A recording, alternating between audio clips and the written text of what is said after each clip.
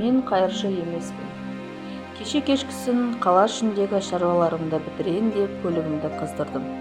Сәлден соң қолына бөтелке мен тряпка ұстаған 10-12 жас шамасындағы балақай келді. Ағай, көлігіңіздің дөңгелектерін жуып берейін бе? Қанша теңге берсеңіз де қанағат қыламын. Отбасым қаражатқа мұқтаж болып тұр. Үсті басы қарасам қарапайым киінген, бірақ өзіне жарасып-ақ тұр. Сөйтіп те қалтамнан 500 теңге шығарып балаға ұсындым. Алмайды. Мен жайдан жай ақша алғым келмейді. Мен ондай қайыршы емеспін, деп ренжіп қалды да теріс бұрылып кетіп қалды. Шақырдым, келді. Балақай, менің дөңгелегімнің терезелерін және алдыңғы жарық шамдарын сүртіп берші, деп сыпайы айттым. Мен бұл тряпкамен дөңгелекті сүртіп жүрмін. Егер терезе сүртетін болсам, оны ластауы мүмкін, ағатай. Жарайды, ендеше дөңгелектерімді сүрте қой. Ол дөңгелек сүртіп жатқанда оның отбасы жайлы сұрай бастадым. Ашылып ештеңе айтқысы келмеді, бірақ мен жылы сөйлей бастағасын бар сырын айтты. Анасымен тұрады екен. Жарты жыл бұрын әкесі қайтыс болыпты. Содан бері анасы ауыр сырқаттанған екен.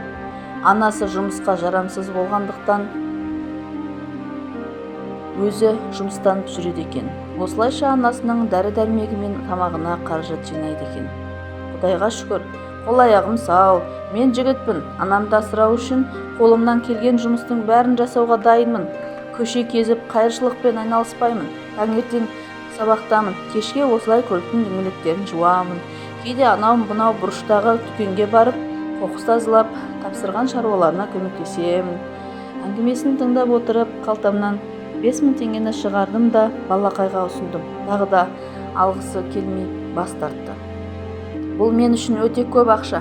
Мен ондай сомаға алатындай қызмет еткен жоқпын, деп мені адалдығымен тағы да тамсандырды. Оның қылған қызметі 5000 теңгеден де қымбат тұруы тиіс деп ақшаны алуға көндірдім. Ақшаны алды да рахмет айтып, келесі көлікке қарай жүгіріп кетті. Оның сыртынан қарап отырдым да іштей, я Алла, бұл балақайдың анасын дертінен айықтыра көр.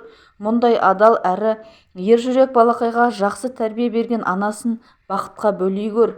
Оның қолында лас тряпка емес, ойыншық болуы тиіс. Оны тәтті балалық шағынан айырып, ерте есейте көрме.